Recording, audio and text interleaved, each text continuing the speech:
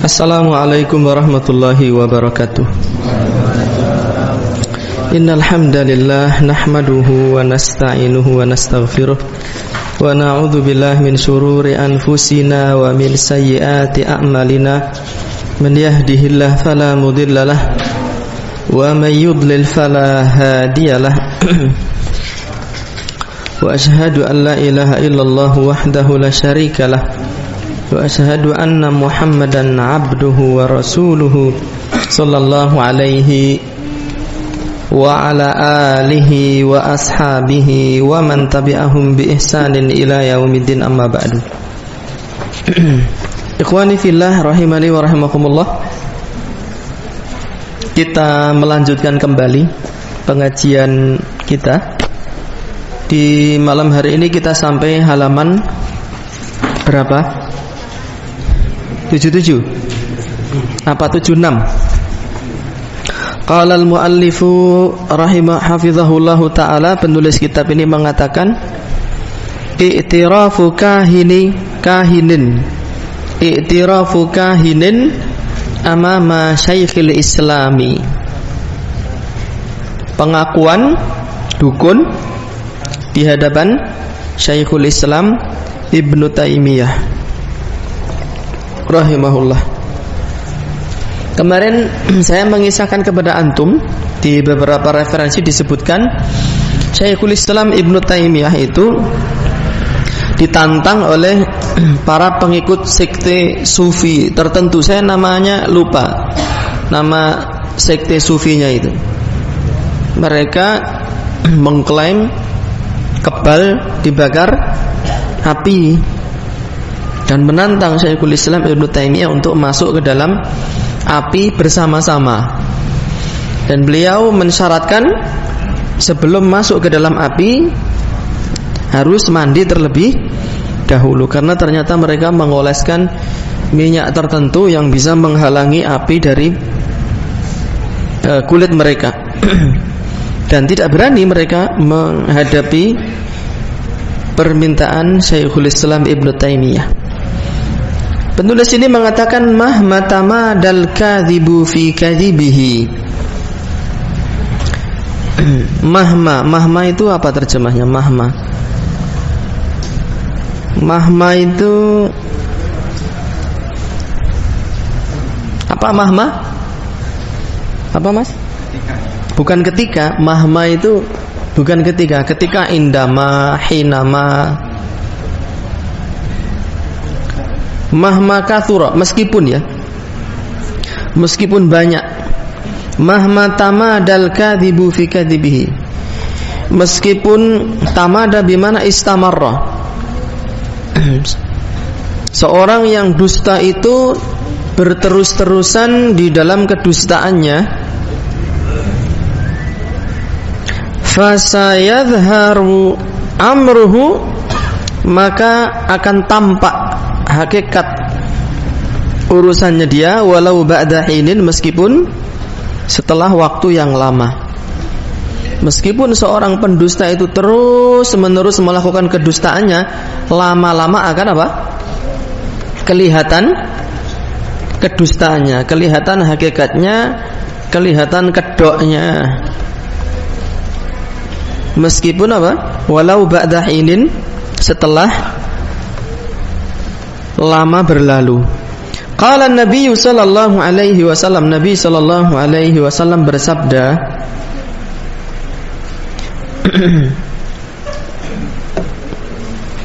Inna sidqatu ma'ninatun, sesungguhnya kejujuran itu menenteramkan. Wa innal kadhiba ribatun, dan kedustaan itu membuat apa? Gelisah, membuat tidak tenang. Rawahu Tirmidzi, hadis sahih riwayat At-Tirmidzi. Jadi kalau antum ikut pengajian kok malah tidak tenang, wah, jangan-jangan pengajian kita nanti ketahuan. Wah, berarti itu apa? Ada yang tidak beres. Berarti ada yang tidak beres. Antum kalau mau ngaji ke sini jangan sembunyi-sembunyi. Harap neng dile mboten nok mak mengajeng wedangan. Bohong apa enggak itu? Ya enggak, wong bar ngaji ya wedangan kok. Jangan-jangan nanti kalau kita ngaji di sini nanti ketahuan. Ketahuan ya ben. Memang malah apik ya. Kan pengajian ketahuan orang itu apik apa elek? Apik. Kalau enggak apik enggak usah disiarkan aja, enggak konangan kok. Jadi kalau antum ngajinya sudah mulai sembunyi-sembunyi di tempat yang terbesunyi, itu sudah tanda-tanda itu. Apalagi tetangga mulai berbisik-bisik. Kenapa? Karena kebenaran, kejujuran itu menenteramkan, sedangkan kedustaan itu menggelisahkan, membuat orang jadi tidak tenang. Wal kahinu, dan dukun, yadda'i, mereka mengklaim musyarakatallahi fi ilmihil ghaibah. Mereka mengklaim ikut serta Allah Subhanahu wa ta'ala di dalam menguasai ilmu gaib. Padahal tidak ada satu makhluk pun yang menyertai Allah di dalam kegaiban, karena kegaiban itu haknya Allah Subhanahu wa ta'ala. Tidak ada manusia yang bisa mengetahui kejadian-kejadian yang akan datang, termasuk perakiraan cuaca gitu. Kemarin kita sampaikan di dalam kitab Ahkamus Syita fi Sunnatil Mutahharah, hukum-hukum musim dingin sesuai dengan ajaran sunnah Rasulullah sallallahu alaihi wasallam yang suci. Di antaranya dibahas tentang hukum perakiraan cuaca. Itu bukan merupakan ramalan, itu merupakan studi ilmiah terhadap volume mendung, arah angin, kecepatan angin, kelembaban udara. Kemudian diperkirakan berdasarkan studi itu besok akan mendung, akan cerah, akan hujan, dan seterusnya. Tapi ada syaratnya, tidak boleh memastikan. Ini di era-era sekarang banyak sekali orang-orang yang naudzubillahi min dzalik melanggar prinsip ini. Iya. Baik dari kalangan orang awam, santri, ustadz, pejabat, politikus. Pokoknya mesti jago saya itu yang akan menang. Eleh itu nggak akan menang. Kalau sampai dia menang, potong rambut saya misalnya. Ada dulu sampai ngomong seperti itu. Seolah-olah dialah yang menetapkan apa? Penguasa di masa mendatang. Dan antum nggak usah ikut-ikutan judek sirahe, nggak usah ikut-ikutan bunek. Tak kasih tahu ya, presiden tahun 2024 itu, insya Allah kalau Allah Subhanahu wa ta'ala menghendaki ada, itu sudah tertulis 50.000 tahun sebelum dunia, bumi, langit dengan seluruh isinya diciptakan.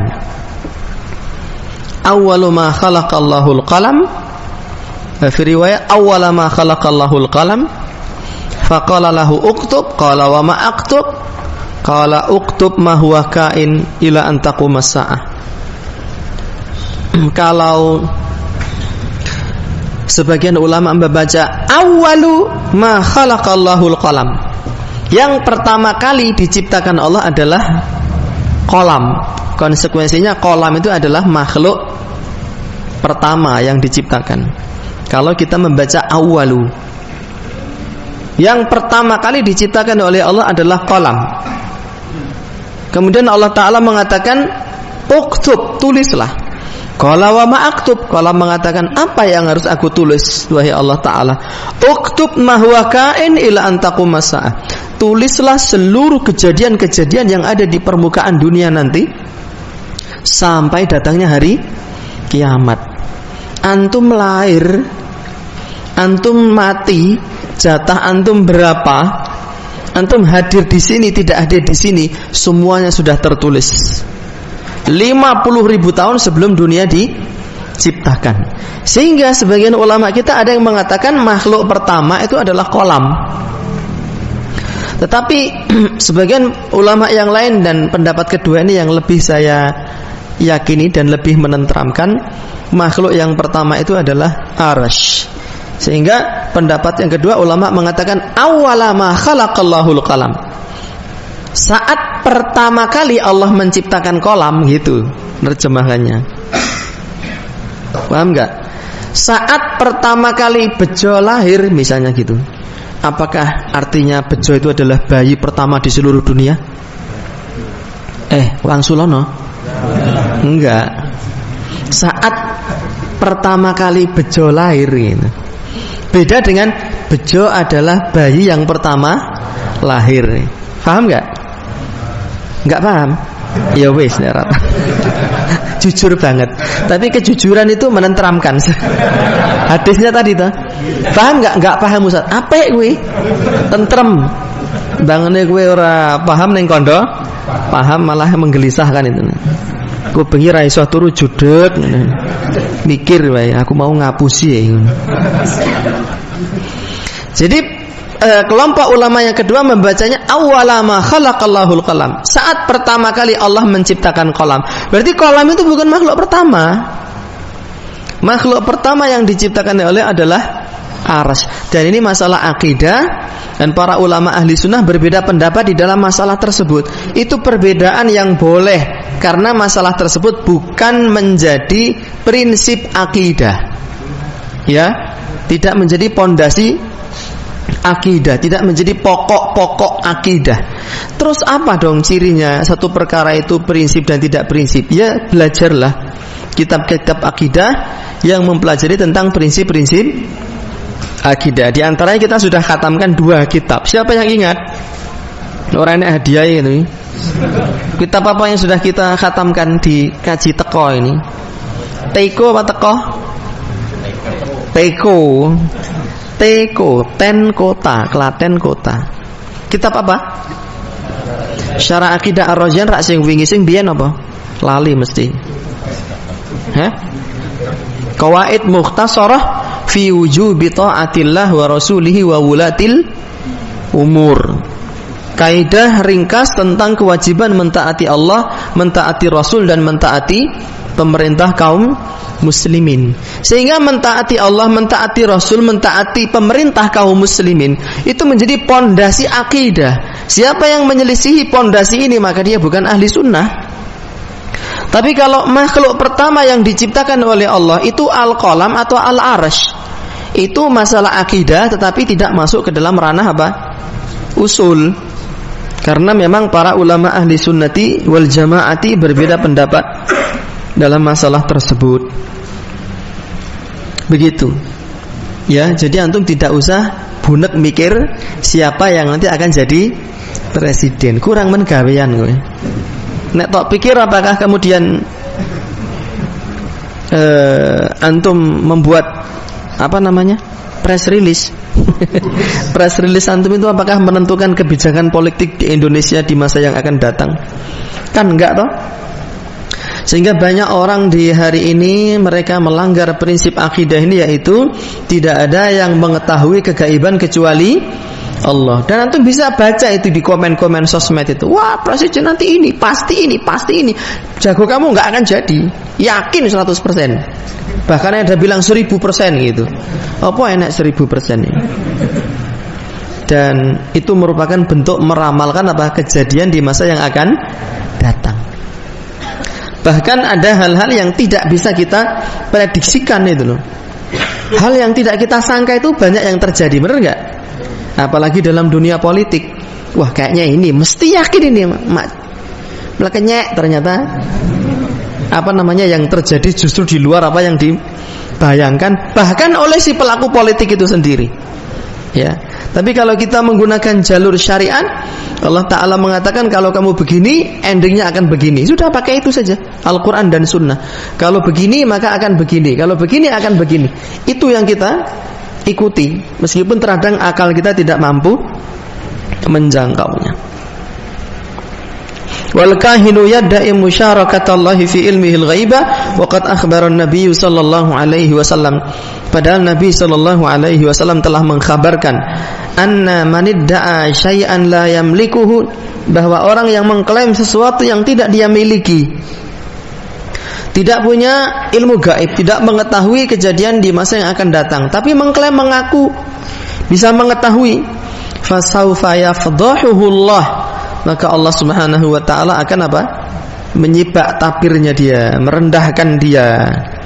Qala Nabi sallallahu alaihi wasallam, Nabi sallallahu alaihi wasallam mengatakan, al-mutasyabbi'u bima lam yu'ta kalabisi thawbai zurin. Seorang yang berpura-pura memiliki sesuatu yang tidak dia miliki, seperti orang yang menggunakan pakaian kedustaan. Orang tidak mengetahui ilmu gaib tapi mengklaim mengetahui ilmu gaib.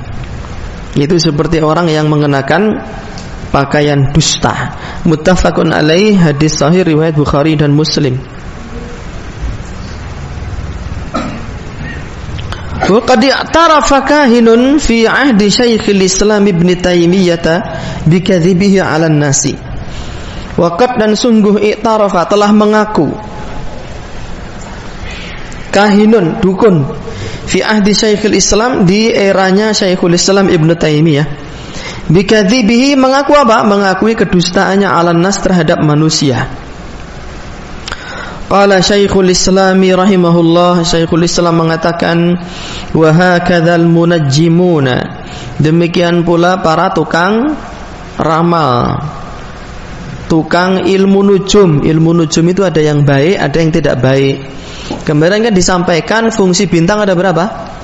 3. 1 untuk mengetahui arah, 2 hiasan langit, 3 untuk melempar setan. Ada orang-orang yang menggunakan nujum, bintang ini untuk tujuan meramal, tujuan perdukunan, ada seperti ilmu zodiak itu. Kemudian ada satu jenis santet tertentu yang sangat langka. Dia akan melakukan aksi santetnya itu saat menunggu kemunculan satu bintang tertentu. Dan bintang ini munculnya hanya setahun sekali. Misalnya tanggal ini, bulan ini, maka bintang ini akan muncul. Saat bintang itu muncul, maka dukun baru akan melakukan aksinya. Sehingga harga dari santet jenis ini nihil, Pak. Mahal. Karena munculnya hanya setahun sekali. Dan dukun mengklaim aksi sihir yang dilakukan saat bintang itu muncul itu sihir yang cespleng, yang mujarab. Mujarab itu bahasa Arab, mujarab, aslinya mujarab. Mujarab itu terbukti berdasarkan apa? Penelitian dan percobaan. Itu arti dari mujarab, dari kata jarraba yujarribu tajriban atau tajribatan. Jadi kata-kata mujarab itu bahasa Arabnya. Sehingga kalau bahasa Arab itu dihilangkan dari bahasa Indonesia, kita mungkin akan kehilangan 40 atau 50 atau bahkan lebih kata dalam bahasa Indonesia itu, karena rata-rata terambil dari bahasa Arab. Hadir, hadirin, hadirat, hadirin di dalam, hadirat di luar. Kata beliau, wa hakadzal munajjimun, demikian pula tukang ramal, hatta inni lamma khatabtuhum, sampai satu ketika saat aku mengajak diskusi, mengajak bicara mereka, di Dimashq, di mana Dimashq? Damaskus. Damaskus itu di mana? Di Suriah, di Syria. Wa hadara indi ru'asa'uhum, dan datang di hadapanku pentolan mereka. Tuh, katanya mendatangi dukun enggak boleh. Kok Ibnu Taimiyah kok datang kepada dukun? Ada dua jawaban. Yang pertama, Ibnu Taimiyah yang didatangi, beliau tidak mendatangi. Jawaban yang kedua, kita boleh mendatangi dukun untuk linahtabirahu, untuk menguji dia, untuk memastikan statusnya dia, dan untuk membantah dia. Itu pernah dilakukan oleh Nabi Shallallahu Alaihi Wasallam kepada siapa? Ibnu Sayyad. Ibnu Sayyad itu seorang anak laki-laki yang para sahabat itu berbeda pendapat dia itu dajjal atau bukan. Dia itu dajjal atau bukan. Sebagian sahabat mengatakan Ibnu Sayyad itu adalah dajjal. Sebagian yang lain mengatakan dia bukan dajjal. Nah, untuk membuktikannya, saat Ibnu Sayyad itu tidur siang, Nabi pernah mengendap-endap mendatangi Ibnu Sayyad. Ya, delalah qadarullah, sebelum Nabi sampai di tempatnya Ibnu Sayyad, anak ini bangun. Gitu. Anak ini bangun. Terus Nabi bertanya kepada Ibnu Sayyad itu, man ana, siapa aku ini? Anta Rasulullah, engkau adalah Rasulullah. Terus Nabi mengatakan, madza ra'aita, apa yang engkau lihat? Dan Ibnu Sayyad mengatakan sesuatu yang samar. Terus Nabi mengambil kesimpulan, urusanmu ini ruwet, urusanmu ini hakikat jati dirimu itu tersamarkan gitu. Sehingga Nabi tidak mendapatkan hasil dari kedatangan beliau terhadap Ibnu Sayyad. Tetapi wallahu taala alam, bisa yang benar Ibnu Sayyad ini dia bukan dajjal, karena sejarah mencatat Ibnu Sayyad itu menikah dan punya anak keturunan, sedangkan dajjal tidak itu. Wallahu taala alam. Ala kulli hal, kalau kita mendatangi dukun untuk mengujinya atau untuk membantah kesesatannya, itu tidak termasuk mendatangi dukun yang terlarang. Wa bayantu fasada sina'atihim bil adillatil aqliyah, dan aku menjelaskan kepada mereka rusaknya perbuatan mereka dengan dalil-dalil akal.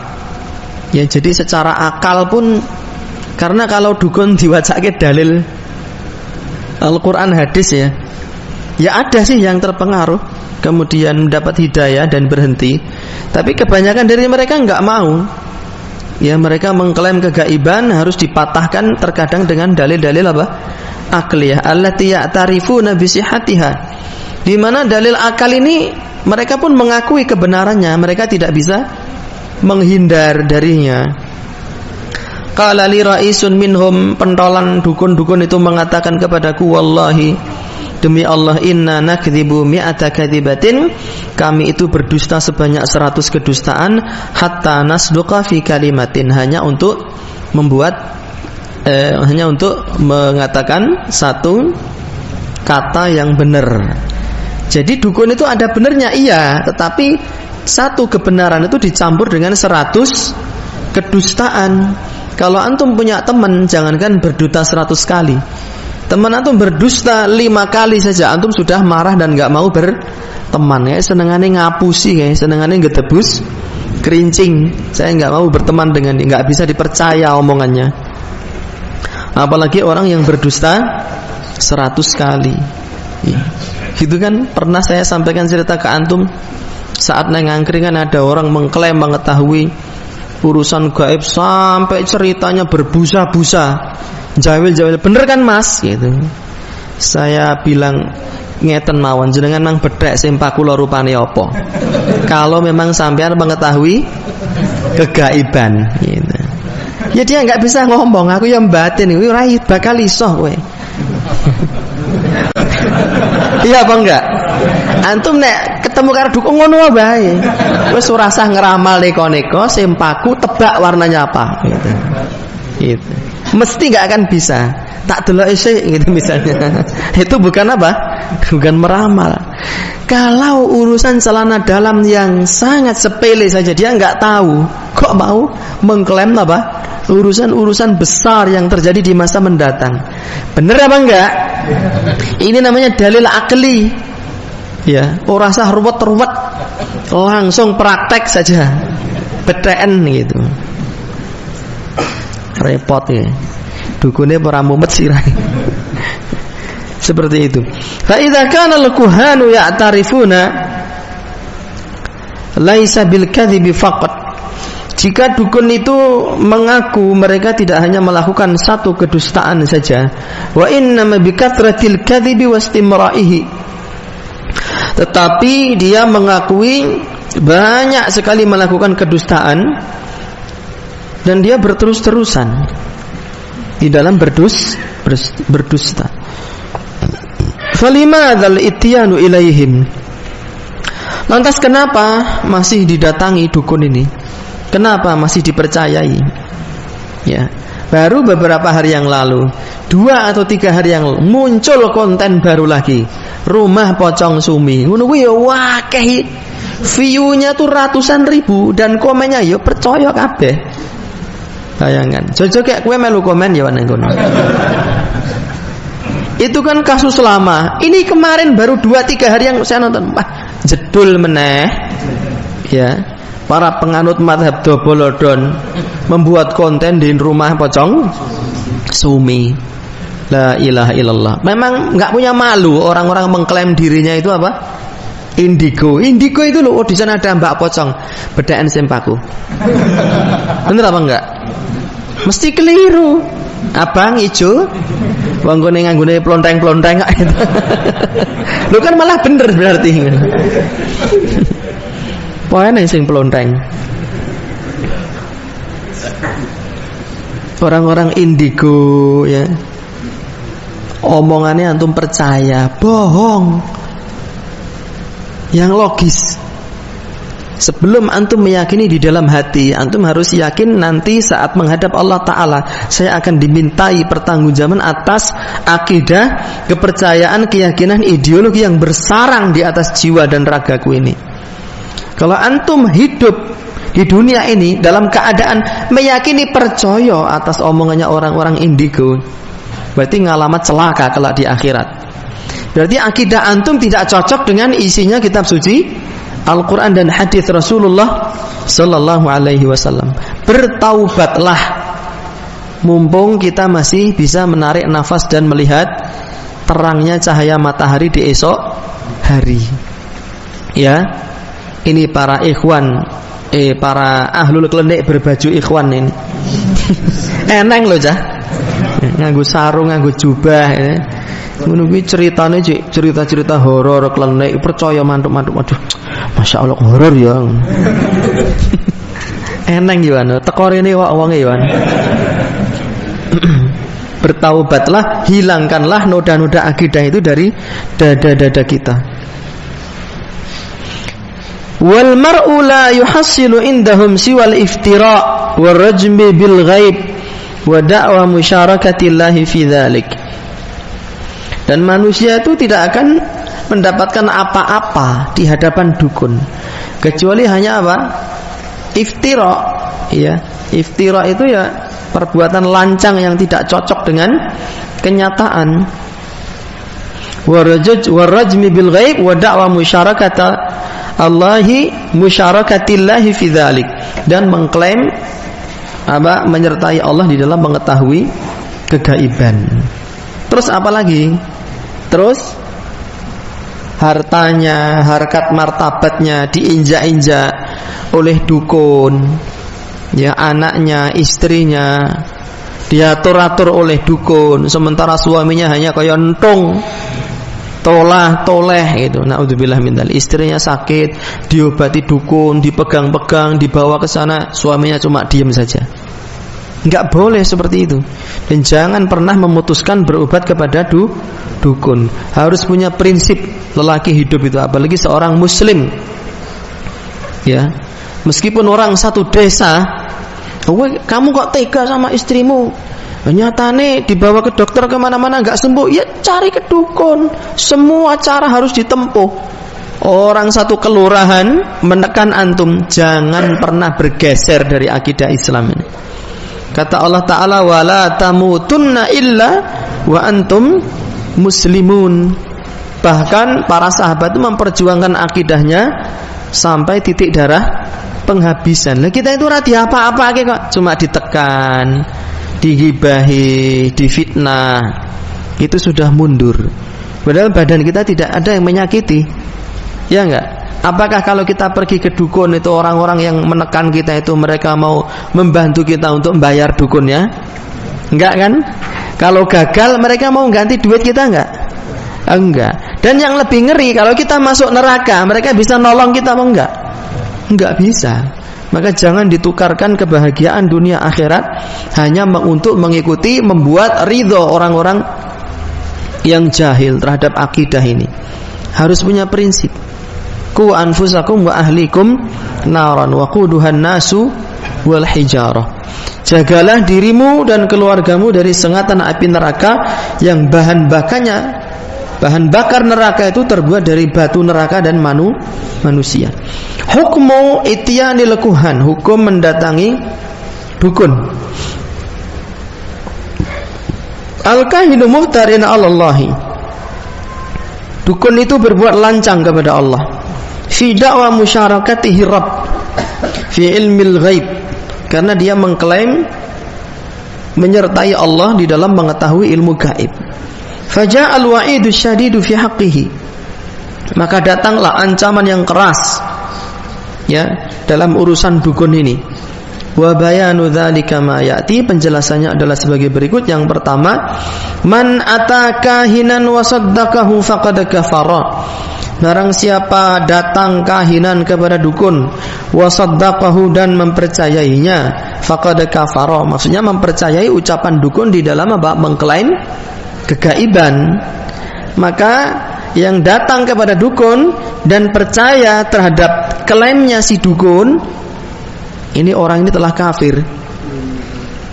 Wa yadkhulu fi dzalika qira'atul kaffi wa nahmuha, termasuk dalam hal tersebut kasus membaca telapak tangan dan yang lainnya. Saya waktu kecil itu pernah dibaca telapak tangan saya. Katanya telapak tangan saya ini telapak tangan orang yang lemah. Waktu saya kecil, ingat, karena ada satu kerabat saya lelaki juga seumuran lah, sepantaran dengan saya, dibaca, oh ini telapak tangan orang yang kuat, nanti dia akan menjadi orang yang roso. Kalau saya, katanya telapak tangan saya ini lemah itu, katanya waktu belum sekolah waktu itu. Jadi kalau antum mau diramal itu jangan dikasih, nggak usah ramal-ramalan.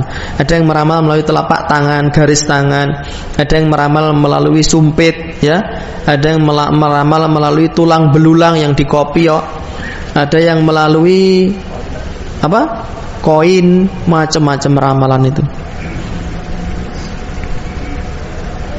Qala Rasulullah sallallahu alaihi wasallam, Rasul sallallahu alaihi wasallam mengatakan, man ata arrafan au kahinan, barang siapa mendatangi tukang ramal atau dukun, fasaddaqahu bima yaqulu, kemudian dia mempercayai omongannya dukun, faqad kafara bima unzila ala Muhammadin sallallahu alaihi wasallam, dia telah kufur terhadap wahyu yang diturunkan kepada Muhammad sallallahu alaihi wasallam. Rawahul Hakim, riwayat Imam Al-Hakim di dalam Al-Mustadrak nomor 15 dari hadis Abu Hurairah.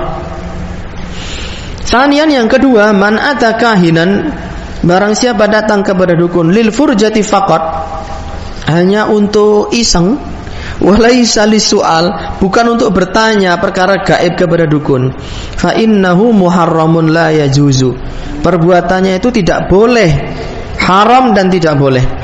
Qala Muawiyah bin al-Hakam As-Sulami, Muawiyah bin Hakam As-Sulami radhiyallahu anhu berkata, ya Rasulullah, sesungguhnya wahai Rasul, ini sesungguhnya aku hadithu ahdin bijahiliyatin, ya baru saja keluar dari kejahiliahan, artinya belum lama masuk Islam. Wa qad ja'allahu bil Islam, dan Allah telah mendatangkan agama Islam. Wa inna minna rijalan ya'tunal kuhana, dan di antara kami ada para lelaki yang datang kepada dukun. Qala fala ta'tihim, Nabi mengatakan jangan engkau mendatangi mereka. Jadi datang saja tidak boleh. Dalam riwayat lain disebutkan, kalau datang saja tanpa mempercayai ucapan dukun tidak akan diterima sholatnya berapa? 40 hari. Dan pelaksanaan sholat itu, wah kalau saya datang, kemarin saya datang kepada dukun nih, berarti sholat saya tidak diterima 40 hari. Kalau begitu saya selama 40 hari nggak usah sholat saja, karena kalau sholat pun juga percuma, ya. Melakukan sesuatu yang tidak ada gunanya, wong tidak diterima. Benar nggak ucapan itu? Salah, keliru. Karena tujuan dari sholat itu, yang pertama menggugurkan kewajiban, yang kedua untuk meraih pahala, ya. Sehingga orang yang datang kepada dukun tetapi dia tidak mempercayai ucapan dukun itu, sholatnya tidak diterima 40 hari. Itu yang tidak diterima adalah pahala sholatnya, keutamaan sholatnya. Tapi dia tetap harus sholat, cuma pahala sholatnya itu nggak diterima oleh Allah. Loh, kalau nggak diterima oleh Allah, ngapain sholat? Untuk menggugurkan kewajiban. Kalau dia enggak sholat selama 40 hari, dosanya double. 1, pahalanya tidak diterima. 2, dia belum menggugurkan kewajiban. Jadi orang yang datang kepada dukun, tidak mempercayai ucapan dukun, tidak diterima sholatnya, bukan berarti dia terus tidak sholat. Dia tetap sholat gitu, untuk menggugurkan kewajibannya itu. Kalau dia tidak sholat, ya berarti dosanya double. Na'udzubillahi min dzalik. Makanya jangan pernah punya kesenangan hobi. Saya ngerti kok, ada di antara antum ini, ada di antara kita ini, ndak gurnya lagi wong tok. Kita, saya dan antum semua, ada di antara kita ini yang seneng hobi dengan gaya hidupnya dukun. Yang nuwun sewu, ada sebagian dukun menampakkan diri dengan gaya hidup yang sederhana, ya kan? Hidupnya menyendiri di pinggir desa atau di tengah hutan, nggak ada listrik ataupun ada listrik. Rumahnya kayu, gede, sederhana, ngeliwet, ngeteh. Terkadang antum merasa tenang antum saat ngobrol berdua dengan dukun itu. Di tengah malam yang sepi, dukunnya itu nyetel lagu-lagu jadul, dan antum merasa tenang, tentram gitu. Ada kan orang-orang zaman sekarang yang mencintai nuansa jadul itu, ada nggak? Itu warung-warung kopi itu kan sengaja mendatangkan barang-barang jadul itu. TV zaman dulu, lampu zaman dulu, gilingan kopi zaman londo, itu ada. Saya itu kalau datang ke tempat simbah ini, saya merasa tenang, dan saya mendapatkan wejangan-wejangan yang menenteramkan hati. Wis rasa kakean penjongko, urip ki sing penting disyukuri, nyo tak wenehi cekelan. Iki pinangka sarana ngono. Nggih, Mbah. Lah simbah riyen sekolah teng putih, aku lho ora sekolah oleh aku. Sinaune karo nyelumang aku ki. Naudzubillah min dzalik. Jadi muridnya setan. Ada orang-orang tua seperti itu yang tidak mengklaim kegaiban. Antum kunjungi mereka, bawakan hadiah, bawakan sembako, bawakan duit, ngobrol, mendengar keluh kesah mereka, mendengar cerita mereka di masa silam. Tentrem toh. Kenapa harus milih yang versi dukun itu loh? Ya, sehingga jangan ada dukun di antara kita. Man huwal arrafu? Siapakah itu? Al-arraf, tukang ramal. Al-arrafu huwa, al-arraf itu adalah alladzi yadda'i ma'rifatal umuri al-mughayyabah 'anil basar. Orang yang mengklaim mengetahui perkara-perkara yang tidak bisa dijangkau oleh pandangan mata. Fayadda'i mathalan, dia mengklaim misalnya ma'rifata ma khalfal ha'id. Dia mengetahui apa yang ada di belakang dinding ini. Di belakang dinding kita ini ada apa? Ya ada yang tahu toh? Jalan Ustaz wis suwe. Ora sampe omongke nek kuwi. Wa ma dha yasna'u fulanun matalan fi hadhihi al-lahdhah wa huwa fi baladin akhar. Atau dia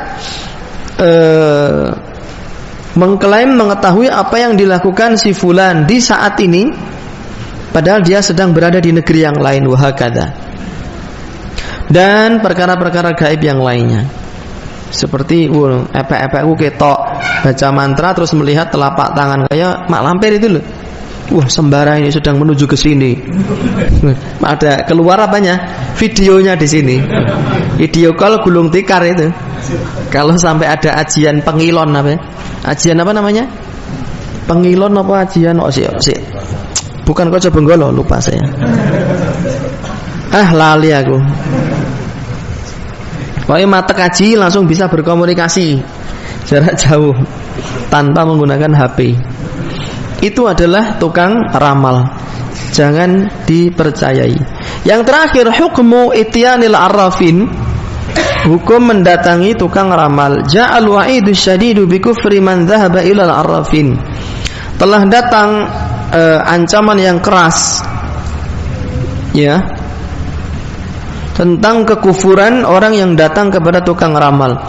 Wa bayanu dzalika ma ya'ti, penjelasannya sebagai berikut. Pertama, man ata arrafan, barang siapa datang kepada tukang ramal, wa saddaqahu faqad kafar.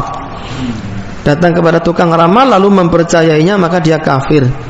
Qala Rasulullah sallallahu alaihi wasallam, Rasul sallallahu alaihi wasallam mengatakan, man ata arrafan, barang siapa mendatangi tukang ramal, au kahinan, atau dukun, fasaddaqahu bima yaqul, dan dia mempercayai ucapannya dukun, faqad kafara bima unzila ala Muhammadin sallallahu alaihi wasallam, dia telah kafir terhadap wahyu yang diturunkan kepada Nabi Muhammad sallallahu alaihi wasallam. Rawahul Hakim, hadis riwayat Hakim sebagaimana telah berlalu. Sanian, yang kedua, man ata arrafan, barang siapa mendatangi tukang ramal, li mujarradis su'al wa lam yusaddiqhu, hanya sekedar bertanya tetapi tidak mempercayainya, lam tuqbal minhu salatun arba'ina lailatan, tidak akan diterima dari dia salatnya selama 40 malam. Qala Nabi sallallahu alaihi wasallam, beliau mengatakan, Nabi sallallahu alaihi wasallam, man ata arrafan, barang siapa mendatangi tukang ramal, fasa'alahu an syai'in, lalu bertanya kepada tukang ramal tentang sesuatu, lam tuqbal lahu salatun, tidak akan diterima salatnya arba'ina lailatan, selama 40 malam. Rawahu Muslim. Jadi saya perlu merevisi apa yang tadi disampaikan. Datang kepada dukun saja itu haram, ya, secara mutlak, kecuali jika ingin menguji dan ingin membantah kesesatan dukun. Tapi kalau datang kepada dukun dan bertanya, sampai apa? Bertanya perkara gaib, tetapi dia tidak mempercayai jawaban dukun itu, maka tidak diterima sholatnya 40 hari 40 malam. Tapi kalau datang kepada dukun bertanya terus percaya omongannya si dukun, maka dia telah kafir, ya. Demikian pula orang yang mempercayai omongan dukun meskipun tidak datang, dia nonton video gini, dia tidak mendatangi dukun, ya. Online dia. Dia percaya apa yang diceritakan oleh anak-anak indigo. Oh, di situ ada pocong, di sini ada wedon, di sana ada, ya. Atau meramal, anak indigo disuruh meramal siapa yang akan jadi presiden, siapa. Dan antum percaya, maka antum telah kufur. Wajib bertaubat kepada Allah Subhanahu wa taala dan meninggalkan perbuatan serta kepercayaan tersebut. Gitu ya. Jadi mengerikan. Itu adalah dosa terbesar loh, kekufuran itu di dalam Islam. Sehingga jangan pernah coba-coba, jangan pernah penasaran, jangan pernah coba-coba. Na'udzubillahi min dzalik. Jam berapa sekarang? 9. Kita lanjutkan apa sudah ini? Disudahi aja ya. Semoga pertemuan yang akan datang kita baca sampai selesai di halaman berapa ini? Halaman 84 sampai halaman 90. Ya, teman-temannya yang enggak datang malam ini dikasih tahu supaya antum bisa berbangga. Wah, aku melu khataman nak. Ning mangkate pas kari dhewe tok. Kemarin-kemarin enggak berangkat. Ya, paling enggak itu kendang. Ngaji kendang. Ngaji pas pertama kali teko, bar kuwi ilang sesuk nek khataman kandhane ya. Oke. Khataman teko. Entuk ritual tok. Ritual khataman. Tetapi yang isi kitab di tengahnya malah tidak ikut. Ya rapopo daripada belas orang ngaji. Wallahu taala alam bisawab. Dan sisa waktu yang ada sebagaimana yang sudah kita gunakan untuk membaca pertanyaan.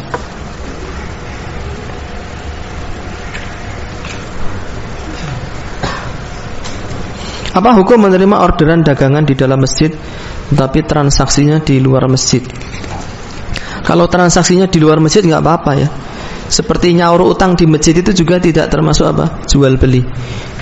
Wallahu ta'ala alam. Apa itu khodam dan jin korin?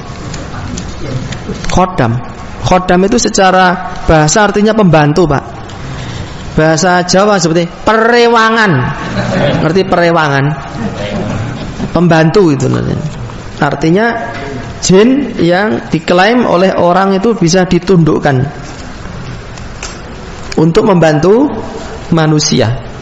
Padahal di dalam surah jin disebutkan wa annahu kana rijalun minal insi ya'udzuna birijalin minal jinni fazaduhum rahaqa. Sesungguhnya ada sebagian lelaki dari bangsa manusia meminta tolong sebagian lelaki dari bangsa jin, fazaduhum rahaqa, dan pertolongan jin kepada manusia itu tidak menambahi kecuali kesesatan gitu. Dan Syekh Ibrahim bin Amir Ar-Ruhaili hafizahullahu taala menyatakan, membuat statement bahwa tidak ada cara yang bisa digunakan secara ilmiah untuk mengetes jin itu jin muslim atau tidak. Gak ada. Kalau dia mengaku saya adalah jin muslim, gimana cara mengetahuinya? Kalau dia itu benar-benar muslim atau tidak? Gak ada. Tidak ada, kata beliau. Maka jangan terlalu mempercayai ucapan jin itu. Kalau jin itu memang muslim, ya dia nggak akan masuk ke dalam tubuh manusia. Dia tidak akan mengganggu ke dalam tubuh manusia dan tidak akan berinteraksi secara masif, secara intensif dengan manusia.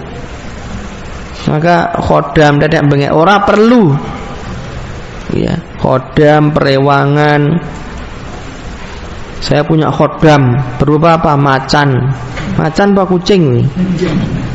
Ya. Manusia tidak membutuhkan khodam. Adapun jin qarin yang disebutkan itu, yaitu jin yang menyertai setiap kita itu, yang mengajak manusia untuk berbuat jahat dan kemaksiatan. Itu disebut dengan jin qarin. Qarin itu secara bahasa yang senantiasa menyertai, maka disebut dengan qarin. Dan setiap kita itu punya jin qarin yang mempengaruhi kita untuk berbuat kemaksiatan. Dan kalau kita mati, jinnya itu terkadang belum mati, itu yang suka menampakkan diri kemudian mengganggu ya orang, ngaku-ngaku kowe sapa? Ngaku ki bejo. Padahal bejo sudah mati. Omahmu ngendi? Pojok desa kono. Lho kok bener ya? Anakmu pira? 3 no kok. Ngono kok mbok takokke. Kowe mbiyen karo aku tau dolan ning ndi pas ning gunung kae. Ning gunung kono kae. Gunung Sepikul. Berarti kowe bejo tenan ya? Tenan aku. Itu bohong. Enggak ada orang mati bisa kembali. Itu yang ngomong kalaupun bener itu. Kalaupun bener itu jin, itu adalah jin qarin. Tapi rata-rata bukan jin qarin. Rata-rata hanya acting saja yang dilakukan oleh para pendusta. Wallahu ta'ala a'lam bishawab. Itu yang dimaksud dengan khodam dan jin qarin. Bagaimana cara membayar fidyah? Lebih utama disalurkan lembaga atau dibayar secara langsung? Mana yang paling lebih tepat sasaran aja. Kalau antum bayar sendiri malah tidak tepat sasaran, ya lewat lembaga. Kalau lembaganya amanah. Kalau lewat lembaga malah nggak amanah, ya antum bayar ke sendiri, diberikan kepada fakir miskin. Sahal insyaallah, mudah. Wallahu ta'ala alam. Bolehkah menunda memberikan nafkah istri karena tidak mau melayani suami? Memberi hukuman kepada istri itu bukan dengan tidak memberikan nafkah, nggak boleh. Nafkah tetap harus diberikan, nggak boleh loh antum zalim kepada istri, itu namanya. Memberikan hukuman sudah diatur oleh Islam. Kalau tidak mau melayani ya dinasihati, ngopo nek opo, nasihati yang baik. Kalau nasihati tidak mempan ya dia didiamkan. Tidak mempan ya dipukul, tapi dengan pukulan yang tidak menimbulkan bekas. Tapi tetap itu ngasih duit, ngasih nafkah karena kewajiban. Ya ra gelem ngeki nafkah aja nikah we. Jangan rabi. Termasuk kalaupun antum sudah bercerai dengan istri, ya, selama masa iddah masih harus ngasih nafkah. Dan anak-anak antum itu kalaupun dia ikut dengan ibunya, itu menjadi tanggung jawab antum sebagai seorang ayah, meskipun dia tinggal sama ibunya. Antum harus memberi uang jajan, uang sekolah, biaya makan, pakaian. Itu tanggung jawab laki-laki. Mana melu mbokne men diurusi mbokne, itu lelaki yang weng itu. Ya, yang enggak punya malu. Karena yang putus hanya hubungan suami istri, adapun hubungan dengan anak tidak putus. Jadi memberi hukum itu bukan dengan menunda nafkah, ya, tapi dinasihati. Orang pan nengke, didiamkan saja. Madang rapa, meneng aja mbok sahuri, langsung lunga ngono wae. Jajan dhewe ngono. Kok segone ra tok pangan, meneng wae. Wah, itu nanti horor itu. Itu jauh lebih dahsyat daripada enggak diberi uang. Kalau uang nafkahnya kayak salah kene ngarepe niki. Lunga gitu. Wah, itu aduh kayak dijojo-jojo gitu. Tapi jangan diburke ngene iki. Diburke ning arek raine burke ngene iki. Kok tok piur-piurke ngene iki. Mbok padake uyah kok ya. Apa iki? Saya pernah ke dukun, tapi sudah lama tidak lagi. Setelah mendatangi dukun tidak boleh. Loh, dari dulu mendatangi dukun itu tidak boleh. Pertanyaan saya, bagaimana cara tobatnya? Itu sudah nggak usah didatangi, itu sudah tobat itu. Ada orang katanya pasang susuk. Yang saya yakini susuk itu ya itu bohong loh. Katanya dileboni dalam wajahnya. Kalau benar mbak di ronsen, kalau memang ada benda yang dimasukkan ke dalam wajah, coba di ronsen. Kalau memang benar ada, kan kelihatan ada benda asing, bener nggak? Di ronsen ya. Dan kenyataannya bohong. Kalaupun bener ki apa ora ganjel apa ora enggak membusuk apa infeksi atau bagaimana? Kalau ternyata di ronsen ada ya diilangi. Kalau enggak ada ya memang rata-rata dukun itu bohong. Apa namanya? Berakting seolah-olah memasukkan benda ke dalam jidatnya, ke dalam pipinya, ke dalam badannya. Ya, itu rata-rata bohong. Ketika jadi imam salah atau lupa baca surat atau ayat, apa harus sujud sahwi? Apa sujudnya sesudah salam? Tidak ya. Kecuali kalau apa namanya lupa enggak baca Fatihah. Cukup diperbaiki aja ayatnya, enggak usah pakai sujud sahwi. Wallahu alam. Bagaimana menyikapi takdir kita yang sudah tertulis? Terkadang kita takut kalau kita masuk neraka karena memang dosa kita.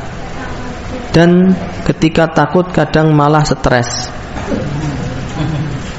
Bagaimana menyikapi takdir kita yang sudah tertulis? Itu aku ora paham arah pertanyaannya. Menyikapi takdir kita yang sudah tertulis. Menyikapinya sebagaimana sikap orang yang enggak tahu. Kan kita enggak tahu takdir kita, bener enggak? Takdir kita seperti apa kan kita tidak tahu. Lah kalau kita sudah tahu takdir kita, enggak usah sholat. Misalnya antum tahu nih, wah saya sudah tahu takdir saya, nanti saya itu akan masuk surga. Takdir saya itu mesti saya masuk surga. Ngapain saya pengajian? Ngapain saya sholat? Wong sudah jaminan masuk surga. Takdir saya sudah masuk surga kok. Saya tak hura-hura aja mau masuk surga. Palingan nanti takdirnya ya sembuh, pokoknya endingnya saya masuk surga gitu. Atau antum sudah tahu takdir saya masuk neraka. Ya ngapain saya pengajian? Ngapain saya sholat? Wong ujung-ujungnya kan saya masuk neraka gitu. Jadi orang yang stres atau orang yang mau nggak ngapa-ngapain karena dia memposisikan dirinya seolah-olah dia sudah mengetahui takdir. Kalau orang belum tahu takdirnya, dia akan bersemangat meraih kebaikan dan bersemangat meninggalkan keburukan, kan gitu toh? Seperti para penjudi itu, tahu nggak dia? Tahu nggak dia nanti akan menang atau kalah? Nggak tahu, makanya dia semangat. Ngetoknya 1 juta, los. Karena dia tidak tahu, maka dia semangat. dan kita tidak akan pernah tahu takdir kita seperti apa. Maka kita harus semangat, ojo malah bunek stres. I'malu fakullun muyassarun lima khuliqalahu. Beramallah, masing-masing orang akan dimudahkan oleh Allah Subhanahu wa ta'ala. Itu. Kemudian Allah itu wala yadhlimu rabbuka ahada, tidak akan pernah menzalimi seorang pun. Faman ya'mal mithqala dzarratin khairan yarah. Barang siapa beramal kebaikan meskipun sebesar dzarrah, yarah, dia akan melihatnya. Melihat apa? Yaitu jazaa amalihi yaumal qiyamah. Balasan dari perbuatannya di hari kiamat. Wa ma yadhlimu rabbuka ahada, dan Tuhanmu tidak akan pernah menzalimi seorang pun. Ngapain saya sholat mau ujung-ujungnya saya masuk neraka? Lah cari sopo? Kalau memang sholat kita itu benar karena Allah Subhanahu wa ta'ala, kita akan melihat pahalanya kelak. Begitu mikirnya, bukan malah stres. Kalau antum stres berarti pemahaman iman dan akidah antum tentang takdir ini masih keliru. Maka saya sarankan untuk memperbanyak membaca buku-buku akidah yang berkaitan dengan masalah apa? Takdir itu, supaya tidak stres. Karena akidah itu justru malah menguatkan, menenteramkan, bukan malah membuat stres, Pak.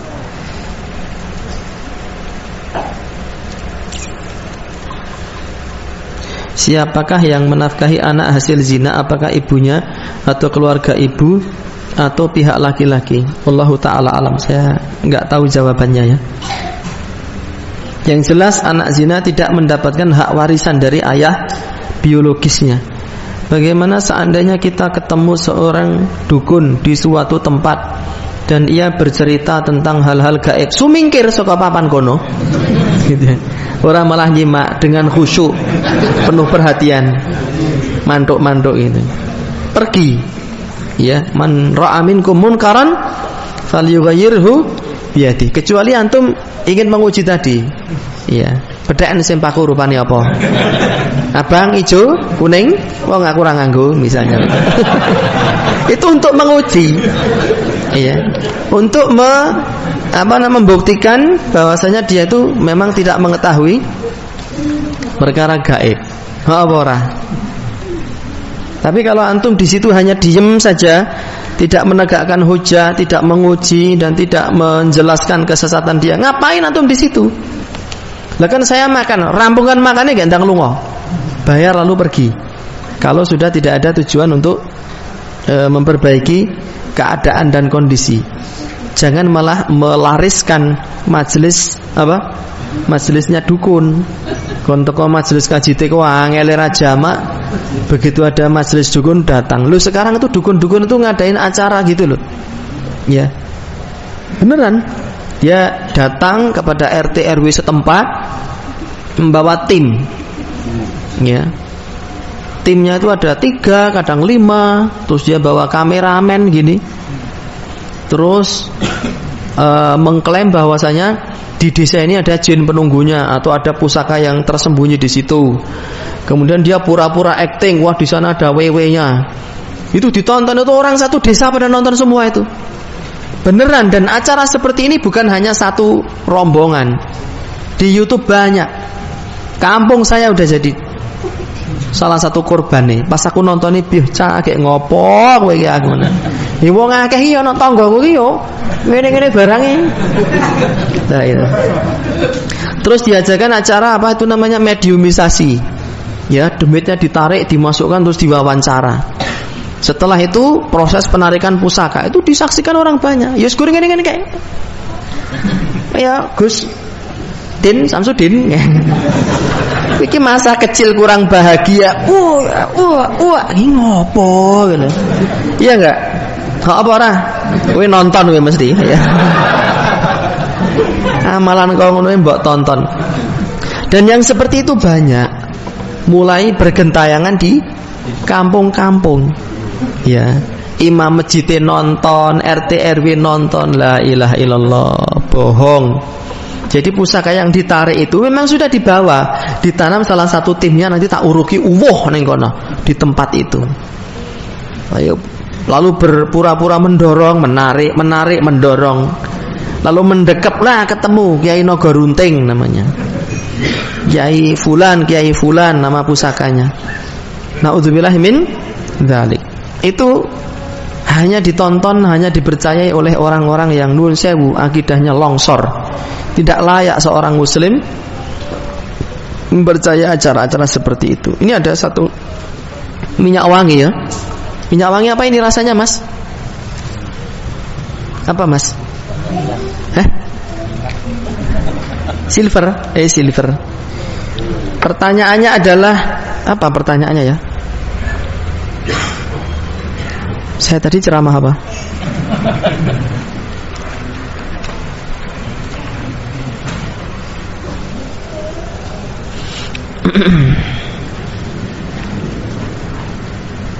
Siapa penulis kitab Aqidah Ar-Raziyaini? Bukan syarahnya loh. Kitab Aqidah Ar-Raziyaini. Silahkan angkat tangan. Jari ini wis katam. Penulis kitabnya loh. Ora takon ngapalke isine. Tafadhol. Imam siapa dan imam siapa? Angkat tangan. Enggak ada, tak gomulih lho iki nggo.